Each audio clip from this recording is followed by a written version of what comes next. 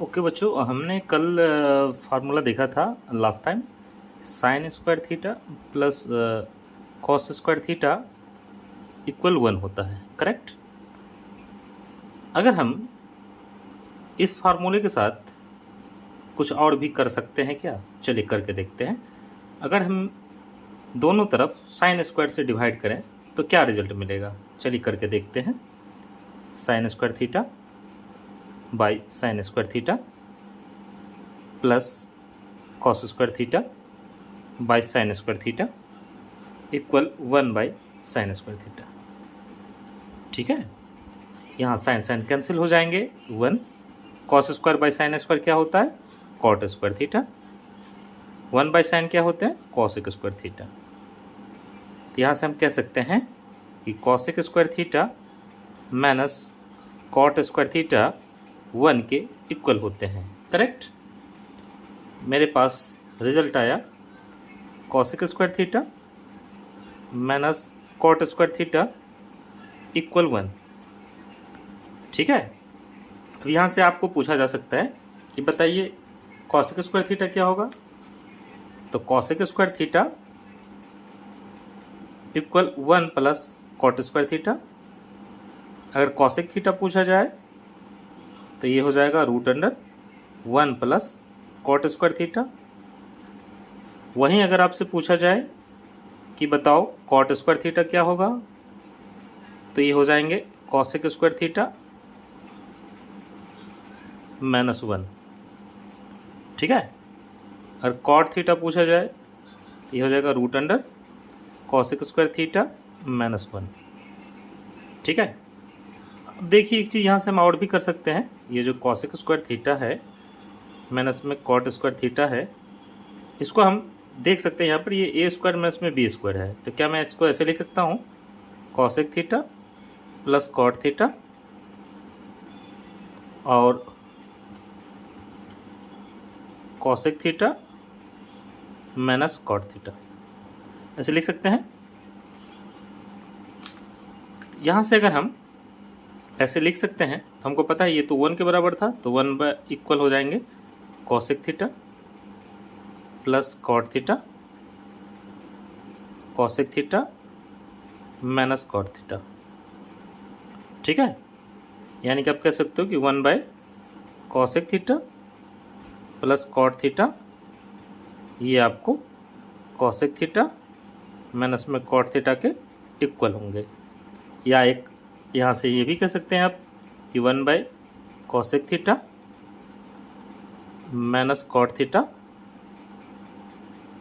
Cosec theta plus cot theta के equal है। ठीक है, आई बात समझ में? चलिए फिर से हम क्या करते हैं, जो हमारे पास रिजल्ट हमने शुरू में प्रूव किया था कि sign square theta plus cos square theta जो होता है 1 के इक्वल होते हैं। इस बार हम क्या करते हैं, दोनों तरफ कॉस स्क्वायर से डिवाइड करते हैं।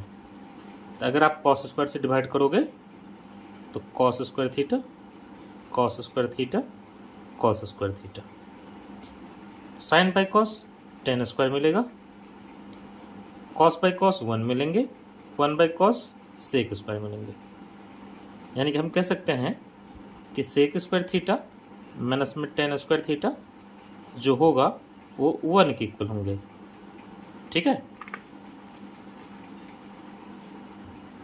यहाँ तक समझ में आ रहा होगा। अब यहाँ से हम ऐसे भी इसको लिख सकते हैं, sec square theta equal 1 plus tan square theta. वहीं सेक थीटा इक्वल क्या हो जाएगा? √1 प्लस टेन स्क्वायर थीटा। ठीक है,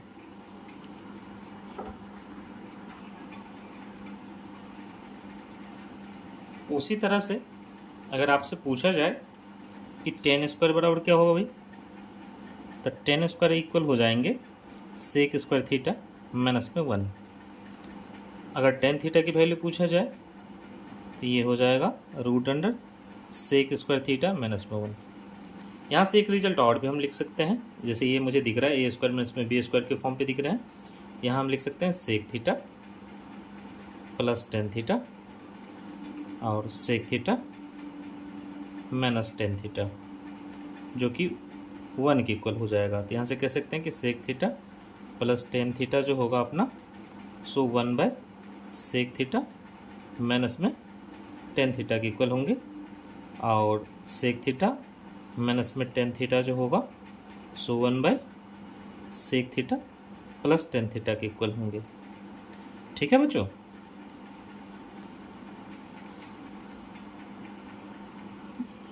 चलिए बच्चों, अब हम कुछ क्वेश्चन करके देखते हैं।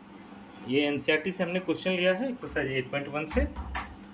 जैसे कि आप फर्स्ट क्वेश्चन में देख रहे हैं कि मुझे कहा गया है कि एक राइट एंगल ट्राइंगल है ABC। तो हमें यहाँ पे एक राइट एंगल ट्राइंगल बना लेते हैं। ये मान लीजिए मेरा ट्राइंगल है जिसमें मुझे कहा गया है कि राइट एंगल B पे है। तो ये एंगल मान लो कि B है हमारा, और ये हमारा A है, और ये हमारा C है। ठीक है। और BC हमें 7 दे रखा है, ये 7 है, और ये AB हमारा 24 है। ठीक है। तो हम लेट कर लेंगे कि AB साइड जो हमारा है ये 24 के हैं, और BC साइड जो है वो 7 के है। ठीक। तो सबसे पहले हम यहाँ पे AC निकालने वाले हैं। AC क्या हो जाएगा? तो हमने आपको बताया था कि जब हाइपोटेनस पूछा जाए तो परपेंडिकुलर का होल स्क्वायर प्लस बेस का होल स्क्वायर करेंगे। ठीक है, समझ में आ रहा है आपको यहाँ तक? 24 का होल स्क्वायर क्या होगा? 576, 7 का होल स्क्वायर 49। दोनों को ऐड किया जाए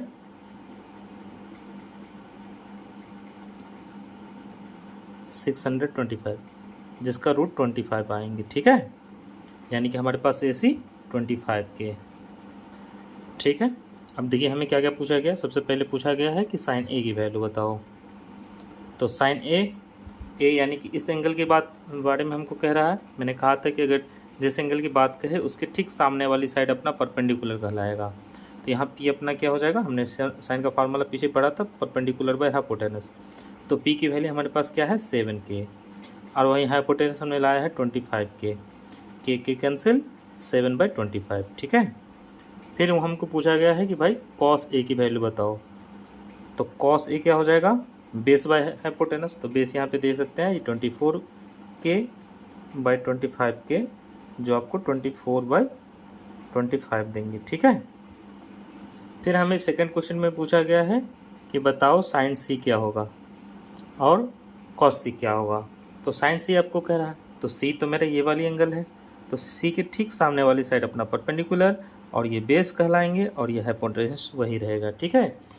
तो साइन C में हमारा फार्मूला हो जाएगा P/H।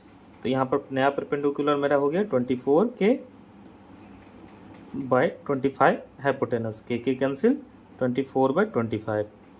वहीं हमारा कॉस C की वैल्यू क्या हो जाएगा? तो ये हो जाएंगे बेस बाय हाइपोटेनस। तो बेस अपना हो जाएगा 7 के और हाइपोटेनस 25 के, यानी कि 7/25। आई होप कि आपको ये समझ में आ गया होगा। चलिए नेक्स्ट क्वेश्चन करते हैं। सेकंड क्वेश्चन देखिए बच्चे, हमें इसमें फिगर दिया है, और इस फिगर से हमें tan P और cot माइनस में cot R की वैल्यू बताना है। ठीक है। लेकिन इसे बताने से पहले हम आपको एक चीज़ समझाना चाहेंगे। देखिए, अगर आपको पाइथागोरस ट्रिपलेट निकालना हो तो हमें साइड देखना है कि कौन सा साइड दे रखा है। जैसे कि अभी इस वाले क्वेश्चन में मुझे 12 दे रखा है एक साइड, दूसरा हाइपोटेनस 13 है। तो मान लीजिए कि हमारे पास कोई साइड 12 दे रखा है। 12 एक इवन नंबर है, तो आपको क्या करना है इवन नंबर के लिए? तो देखिए, सबसे पहले आपको क्या करना है इस वाले में कि ये हमें इसकी परपेंडिकुलर 12 दे रखा है और हाइपोटेनस 15 दे रखा है। तो हमें सबसे पहले इसकी बेस यानी QR आपको निकालना होगा। तो QR आप निकाल लोगे। QR इक्वल क्या हमने सिखाया था आपको कि जो भी बड़ी साइड है 13 इसका होल स्क्वायर माइनस में जो छोटी साइड है उसका होल स्क्वायर, ये आपको मिल जाएंगे 169 माइनस में 144, जो मुझे देगा 25 यानी कि 5। ठीक है। अब यहाँ पर देखिए हमें क्या पूछा गया है, tan P। तो tan P क्या होगा भाई? ये P एंगल है, इसके ठीक सामने वाले ये आपका परपेंडिकुलर जो मुझे 5 आया है। ठीक है। तो P/B हमने फार्मूला पीछे देखा था, P की वैल्यू 5 आया है और B की वैल्यू मेरे पास 12 है। फिर हमें पूछा गया है cot R। तो कॉट आर क्या हो जाते हैं, बी बाई पी। यहाँ पर हमें ये देखना है कि आर कौन सा एंगल है, ये एंगल है। इसके ठीक सामने वाले ये अभी पी का काम करेंगे और ये बी का काम करेगा। तो यहाँ पे हो जाएगा 5/12। ठीक है, हमें पूछा गया था कि बताइए tan p माइनस में कॉट आर क्या होगा। तो यहाँ से आप देख सकते हैं कि 5/12 आया है और ये भी 5/12 आया है। दोनों का अगर सब्ट्रैक्ट किया जाए तो 0 हमें मिलेगा। ठीक है, तो इस तरह से सेकंड क्वेश्चन भी आपका सॉल्व हो गया है। ठीक है, ठीक है बच्चों, हम लोग क्वेश्चन नंबर 3 अब करने जा रहे हैं। हमें साइन ए की वैल्यू 3/4 दे रखा है और पूछा गया है कॉस ए और टेन ए की वैल्यू बताने के लिए। ठीक है, तो लेट कर लीजिए कि साइन ए जो है हमारा वो 3k/4 है। ठीक है, तो सबसे पहले हमको पता है कि ये परपेंडिकुलर है और ये हाइपोटेनस है, तो हम यहाँ पर बेस निकालेंगे। तो बेस इक्वल क्या हो जाएगा भाई, रूट अंडर हाइपोटेनस का होल स्क्वायर माइनस में परपेंडिकुलर का होल स्क्वायर, यानी कि रूट अंडर 16k² माइनस में 9k²। अगर आप इसको सब्ट्रैक्ट करो तो 7k² आपको मिलेगा, यानी कि रूट अंडर 7k आ जाएंगे। ठीक है, अब हमें क्या पूछा गया है, पूछा गया है कॉस ए निकालने के लिए। तो कॉस ए क्या हो जाता है भाई, ये हो जाता है बेस बाय हाइपोटेनस। तो बेस हमने लाया है रूट अंडर 7k और हाइपोटेनस हमारे पास है 4k। के कैंसिल, रूट में 7/4। वहीं आपसे पूछा जा रहा है कि tan a की वैल्यू बताइए। तो tan a क्या हो जाएगा, ये हो जाते हैं परपेंडिकुलर बाय बेस। तो परपेंडिकुलर हमारा क्या है 3k और बेस हमने लाया है रूट में 7k। के कैंसिल, 3/√7। ठीक है, तो ये भी क्वेश्चन आपका सॉल्व हो गया है।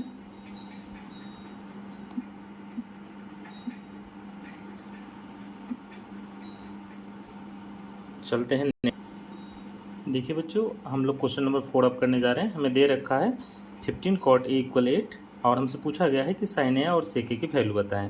तो यहाँ से देख सकते हैं आप कि cot a इक्वल हमारे पास क्या हो जाएगा 8/15। ठीक है, अब यहाँ पर ये हमारा जो है वो बेस का काम करेगा और ये परपेंडिकुलर का काम करेगा। मुझे हाइपोटेनस यहाँ पे नहीं मिला है।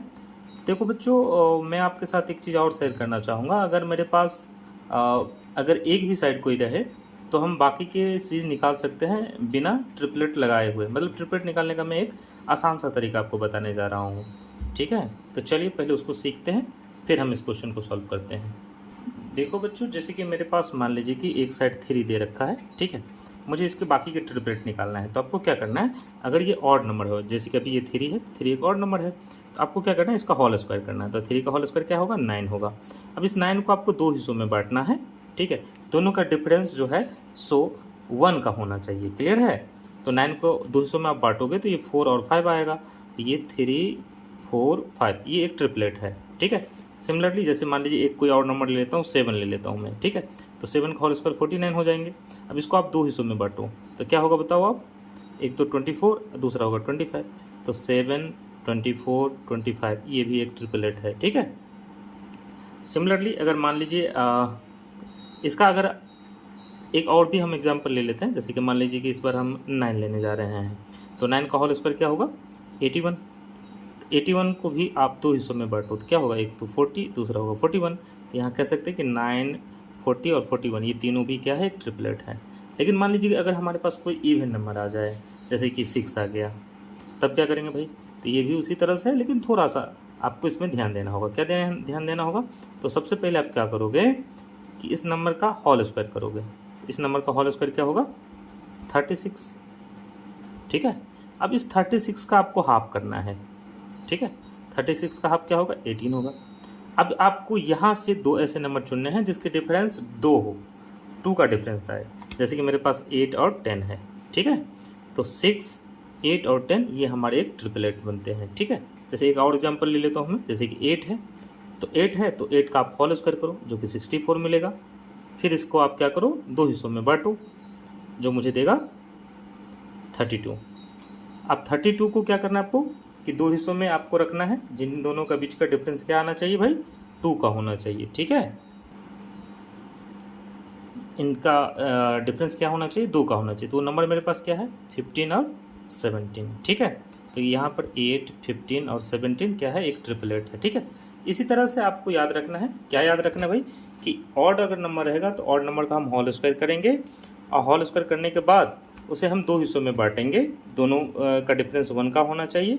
ये हमारे ऑड नंबर के लिए ट्रिपलेट बनाएंगे। ठीक है, और इवन के लिए आपको ये करना है कि इवन नंबर का होल स्क्वायर करना है, होल स्क्वायर करने के बाद उसका हाफ करेंगे हम, और हाफ आने के बाद जो भी नंबर आएंगे उसको आपको 2 हिस्सों में बांटना है, जिसका डिफरेंस 2 का होना चाहिए। ठीक है, तो आई होप कि आपको ये चीज़ समझ में आया होगा। चलिए अब हम अपने क्वेश्चन की तरफ बढ़ते हैं। तो यहाँ देखो आप, कॉट ए की वैल्यू 8/15 है। अभी जस्ट हमने बताया कि अगर 8 होगा तो मेरा ट्रिपलेट क्या क्या बनेगा, 8, 15 और 17। ठीक है, तो यहाँ आप ये समझिए कि बेस है, ये परपेंडिकुलर और ये हाइपोटेनस है। ठीक है, अब हमसे क्या पूछा गया है कि साइन ए और सेक ए की वैल्यू बताने के लिए। तो साइन ए हमको पता है कि परपेंडिकुलर बाय हाइपोटेनस होता है, तो परपेंडिकुलर बाय हाइपोटेनस, परपेंडिकुलर क्या है 15 है, हाइपोटेनस आप जस्ट बताएं 17 होगा।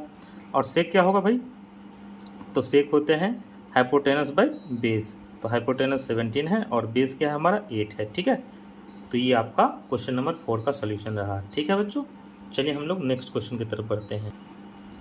ठीक है बच्चों, हम लोग क्वेश्चन नंबर 5 करने जा रहे हैं। अब क्वेश्चन नंबर 5 में हमें दे रखा है कि सेक थीटा की वैल्यू 13/12 है, आपको बाकी की वैल्यू निकालना है, calculate the all trigonometry ratio. तो देखिए बच्चों, हमने पीछे आपको ट्रिपलेट निकालना सिखाया था, तो यहाँ आप देख सकते हैं कि हाइपोटेनस 13 है और ये अपना बेस 12 है, तो हमारा परपेंडिकुलर क्या हो जाएगा भाई, 5 हो जाएगा। ठीक है, अब यहाँ पे देखिए हमें क्या क्या निकालना है भाई, बाकी की वैल्यू निकालना है। ठीक है, तो सबसे पहले साइन थीटा क्या होगा बताओ आप, तो हमने सीखा है परपेंडिकुलर बाय हाइपोटेनस, तो परपेंडिकुलर क्या है 5 है, हाइपोटेनस क्या है 13 है। ठीक है, फिर उसी तरह से कॉस थीटा क्या होगा, तो ये हमने सीखा है बेस बाय हाइपोटेनस, तो बेस क्या है 12 है, हाइपोटेनस 13 है। फिर उसी तरह से टेन थीटा क्या होगा, परपेंडिकुलर बाय बेस, तो परपेंडिकुलर मेरा है 5 और बेस है 12। कॉट थीटा क्या होगा, ये हो जाएंगे बेस बाय परपेंडिकुलर, यानी कि 12/5। फिर हमें कॉसेक थीटा क्या होगा, ये सेक का अपोजिट होता है, तो 13/5, और सेक तो हमें मेरे पास था ही। ठीक है, तो कुल मिला के मेरा ये भी क्वेश्चन सॉल्व हो चुका है। ठीक है बच्चों, अगर आपको ये ट्रिपलेट निकालने में कन्फ्यूजन हो रहा है तो आप यहाँ से बाय फार्मूला भी निकाल सकते हो। ठीक है, जैसे कि पता है कि सेक थीटा जो होता है हाइपोटेनस बाय बेस होता है, तो यहाँ से हम परपेंडिकुलर निकाल सकते हैं, जो कि मुझे देता है हाइपोटेनस का होल स्क्वायर माइनस में परपेंडिकुलर का होल स्क्वायर। तो यहाँ से आप 13 का होल स्क्वायर माइनस में 12 का होल स्क्वायर करोगे तो जो 169 माइनस में 144 मिलेगा, यानी कि 25, और इसका रूट निकालोगे तो 5 मिलेगा। ठीक है, तो ऐसे भी आप निकाल सकते हो, नहीं तो मैंने जो आपको तरीका बताया है शॉर्ट फॉर्म में उससे आप निकाल सकते हो। मेरे लिए तो ये बेस्ट है, आप लोग भी इसका इस्तेमाल करिए, काफ़ी बेस्ट तरीका है। ठीक है, चलिए मिलते हैं नेक्स्ट क्वेश्चन में अब। ठीक है बच्चों, तो क्वेश्चन नंबर 6 अब हम लोग करने जा रहे हैं। क्वेश्चन नंबर 6 में मुझे कहा गया है कि एंगल ए और एंगल बी जो है सो एक्यूट एंगल है, और साथ ही साथ मुझे ये भी कहा गया है कि cos A equal cos B है। तो मुझे ये प्रूव करना है कि एंगल ए और एंगल बी क्या है, आपस में इक्वल है। तो चलिए इसको करके देखते हैं। तो देख लो, सबसे पहले आप मान लो कि एक ट्राइंगल है मेरे पास, ये जैसे कि मान लीजिए कि मेरे पास ट्राइंगल ए बी सी है, जिसमें सी 90 डिग्री है, ए और बी एक्यूट एंगल है। ठीक है, अगर हम यहाँ से आपको पूछें कि बताइए कॉस ए क्या होगा भाई, कॉस ए की वैल्यू क्या होगा, तो आप कहिएगा कि कॉस ए यानी कि इस एंगल की बात हो रही है, तो ये परपेंडिकुलर हो जाएगा, ये बेस और ये हाइपोटेनस, यानी कि ए सी अपॉन में कहिएगा कि ए बी होगा। करेक्ट। फिर उसी तरह से अगर हम आपको पूछेंगे कि बताइए कॉस बी की वैल्यू क्या होगा, तो कॉस बी यानी कि इस एंगल की चर्चा हो रही है, ये है परपेंडिकुलर और नीचे वाला बेस, तो आप कहिएगा बी सी अपॉन में ए बी हो जाएगा। यहाँ तक क्लियर है। हमें क्वेश्चन में क्या दे रखा है, कहा है कि कॉस ए जो है ना वो कॉस बी के इक्वल है, यानी कि A C by A B equal हो जाएगा B C by A B के। हम क्या देख रहे हैं भाई कि दोनों में ए बी है, तो दोनों में ए बी है तो ए बी और ए बी दोनों तरफ से हटा दीजिए आप, तो क्या मुझे मिला ए सी इक्वल बी सी। ठीक है, जब दो साइड किसी भी ट्रायंगल के इक्वल आ जाए तो वो ट्रायंगल क्या होता है, आइसोसेलेस ट्रायंगल होते हैं, और वो दोनों एंगल आपस में क्या होता है, इक्वल होता है। ठीक है, तो देख लीजिए इस ट्रायंगल में ए सी और बी सी दोनों इक्वल आ गया है, मतलब ये एक आइसोसेलेस ट्राइंगल है, तो हम कह सकते हैं एंगल ए जो है वो एंगल बी के बराबर है। करेक्ट, ठीक है। क्यों बराबर हो भाई? क्योंकि ये ट्राइंगल क्या था? आइसोसेलेस ट्राइंगल था। ठीक है, चलिए क्वेश्चन नंबर 7 करके देखते हैं। देखिए बच्चों, क्वेश्चन नंबर हम लोग 7 करने जा रहे हैं। इसमें हमें दे रखा है कॉस थीटा इक्वल 7/8। पूछा गया 1 प्लस में साइन थीटा 1 माइनस में sine theta by 1 plus cos theta 1 minus में कॉस थीटा क्या होगा। ठीक है, तो देखिए फर्स्ट नंबर हम लोग सॉल्व करने जा रहे हैं। 1 plus sine theta 1 minus sine theta, नीचे में है 1 plus cos theta 1 minus cos theta.